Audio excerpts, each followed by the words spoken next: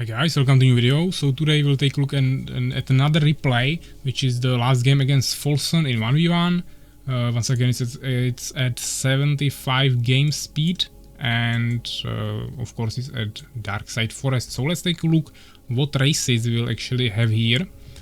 And seems like I will be once again playing Empire, which is quite often in these last replays, but it will probably change really quickly once we get to other players. It's of course random, but sometimes it just happens that it gives you same race multiple times in a row, and he's playing Beast, so we'll see Empire against Beast, which will be interesting. So we are across the map once again, or I mean in the last game we are actually next to each other, but in most games it's usually across the map. We'll see what strategies we will decide to take here. I'm expecting a double balance, but you can never know. This is early minion, so this is definitely not going for an expansion, and you can see that it's not, so we will see stable, which is not that common. Usually you see arena first, but you can definitely go for stable, especially if you decide to go for it immediately, but he still took some time. He's using 2 minions actually here, so that's also an option. Probably going for the arena next to it, and I'm going for a standard opener. At 750 HP of barracks I will move and build a farm.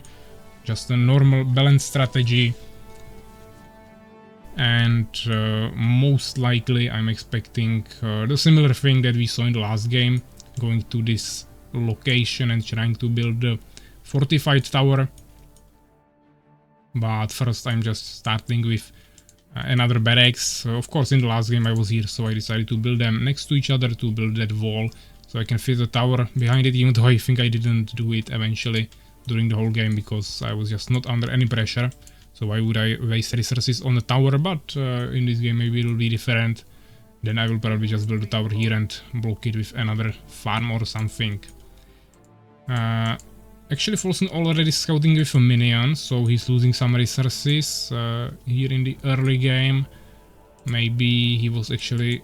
I'm not sure when he made the Boron. He had a really early stables, so he probably made it in time and didn't have to wait for population, but maybe that was a small gap.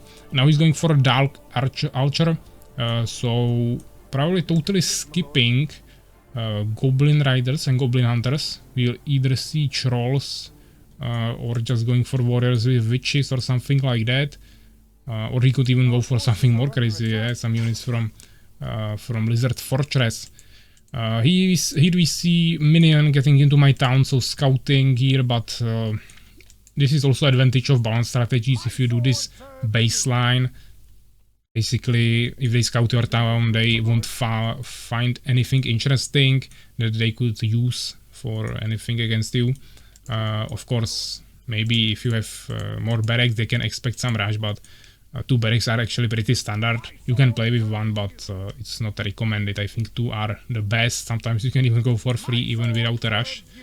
But of course if I went for Elven Centuries or something and wanted to rush him with Valkyries, then it would be really bad that he got into my town. So then you really want to make sure you have 2 swordsmen here standing on hold position so they cannot get in there, or you have better position of the buildings and maybe just 1 swordsman.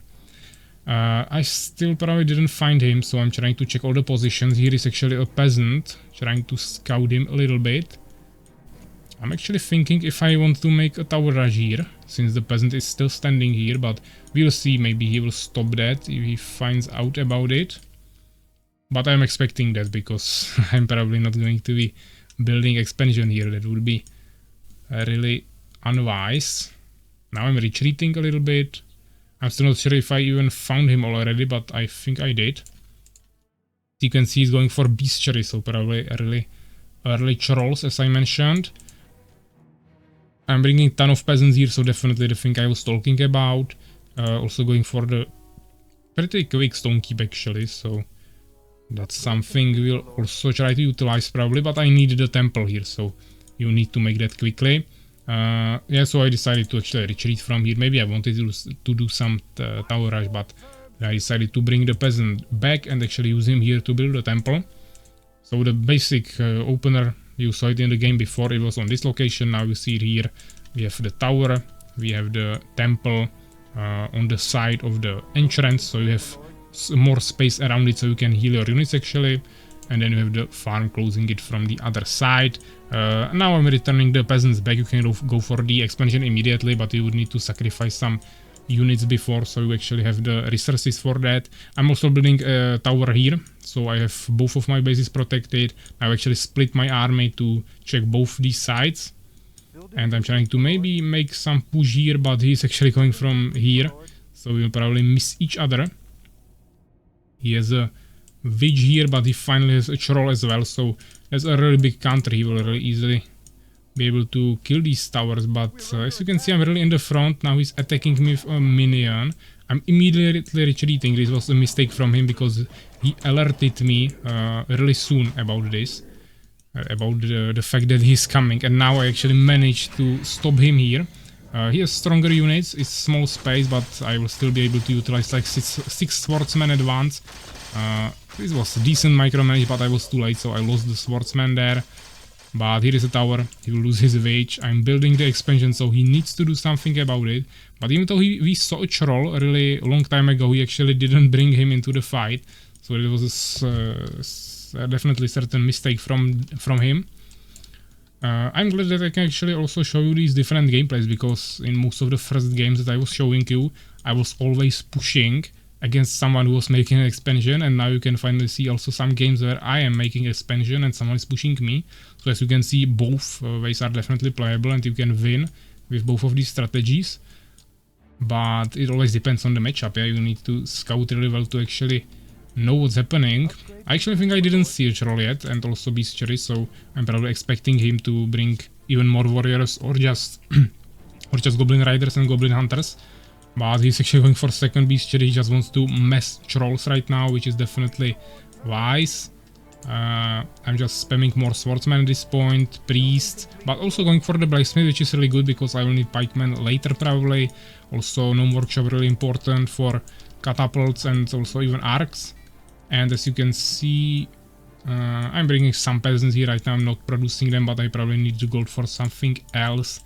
Yeah, I'm just trying to maintain production of units everywhere, so this is really important. But I had some extra gems, so I decided to just spend some extra priests, which is always important and nice. Now I'm going for the catapult really quickly, but he already has 3 trolls, which is really a lot. I don't have a single catapult yet, so he really rushed that. But you have to keep in mind that I built an expansion in the meantime. So now he definitely has a stronger army, if he actually can regroup it well.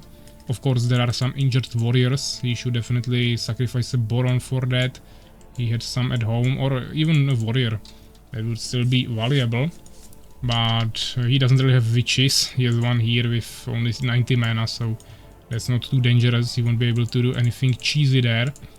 Now I'm finally making some pikemen, so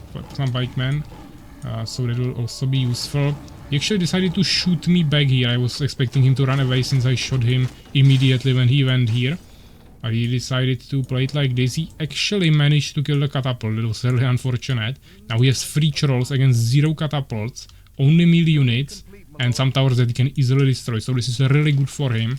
A really advantageous position, and it's really hard for me to push. Also seems like I don't have trailblazing yet, so my swordsmen are not that quick. But now I totally swapped to pikemen, of course, because those are much more effective against all of these units with pike damage. And they also have the elixir of strength, which not only gives you free damage, but it also increases your movement speed. So that's a really nice variation, let's say, alternative to trailblazing and swordsman.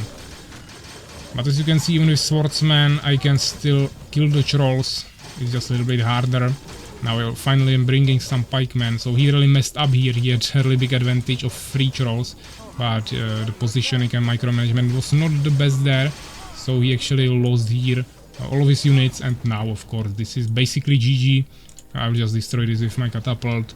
And of course he's also going for expansion. That's always when I'm saying what are the different options when you find out that your enemy has an expansion and you cannot, or I mean you can try to rush it, or you can try to go for better units to rush it, or you can try to go for expansion as well. So now he tried to rush it, and since he didn't succeed it, he decided to go for expansion as well. But at this point I am basically not fully getting resources here yet.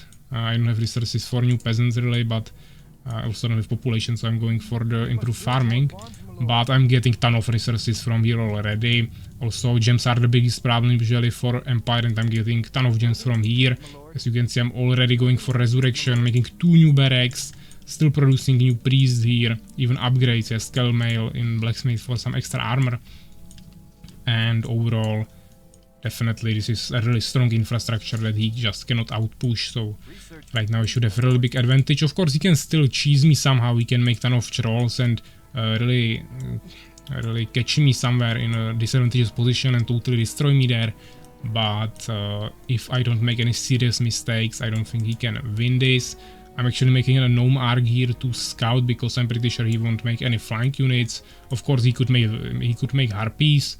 Good players do that. They add harpies to their armies because first of all you have really you just cover the flying units. Of course, you can still kill flying units with goblin riders, but those are really slow. Even goblin hunters are not fast enough. So harpies are really good to destroy all kinds of arcs and phoenixes and these kinds of stuff. But also they are really good because of the confusion ability, which is actually really strong against Empire because you can confuse catapults, which is really good.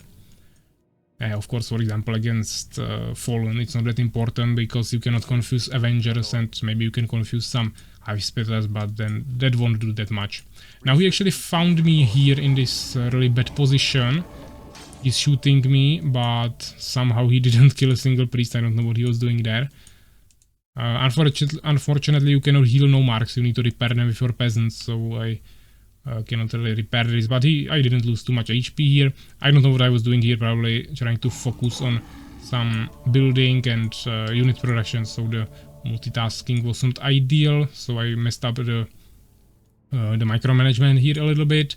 But as you can see, now I placed my pikemen into the gnome arc and I'm trying to drop them on the trolls, but also pushing here, so he can decide he'll either rush here with all of his units and then I will just kill him here with my pikemen, or he can protect his trolls, but then he's going to lose here. But I have strong enough army there as well. I actually dropped here pretty late, so he's already running away. Not the best thing I could have done here, but since he doesn't have totem here, I can still just bring the pikeman into this location and easily destroy him. I even made a phoenix just to make sure that he cannot kill it with harpies, yeah, so I would protect it against that. But as you can see, now I have the pikeman here ready. I should have probably be here with my swordsman sooner, because now he managed to actually kill the pikeman with his warriors, but that's not a big deal, so we'll just clear this really quickly, and of course at this point it's GG. Yeah, not the best resource spending, but I mean, when you have 100 population and he has 20, you don't really care about it anymore. So yeah, nice replay. Let's check the results. We have 41 kills, 16 losses, which is a really nice kill ratio. 35 largest army. Yeah, so here you can really see it. This was the strength that we used to win this, and 4 researches, also really nice. So the army was even upgraded also with all this experience. Probably we had some auras, I was not really checking that.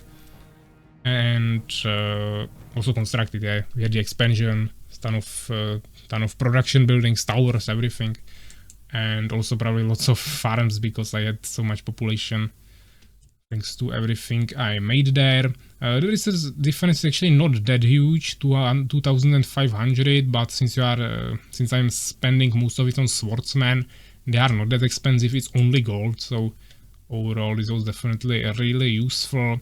The gem difference is even much larger, and I even had a little bit more wood because I of course needed it for that expansion to build all the buildings there. So overall resources also played a crucial role in this.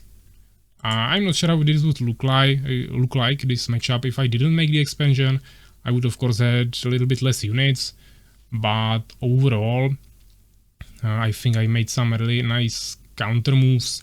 Some of these strategies would work even with less units. It would be of course much harder, much closer, but maybe I would still win. Of course it would be winnable, but maybe I would still win if I didn't make that expansion. But it was definitely a strong move, and if you make it with that fortified tower before that, it's definitely really easy to expand like this. But keep in mind that it can be still countered in different ways, so you need to still practice this and against different players. You will find different reactions to it. This was the response of Folsson. I was able to counter it, but it doesn't mean that if you do this, it will work 100% of the time, of course. But anyways, I hope you learned something from me once again. Next time we will finally move to another player, which I think I have one game there with maybe next time. And then we have maybe some Pravsha gameplays, so we will see what we have there. It was just a 15-minute game, so average. We will see what the other games will look like against other players, because the length is usually also pretty influenced by the player we are playing against, because different players have different play styles, which will influence the game, and of course also the length of the game because of the different strategies. But yeah, thanks for watching and take care, guys.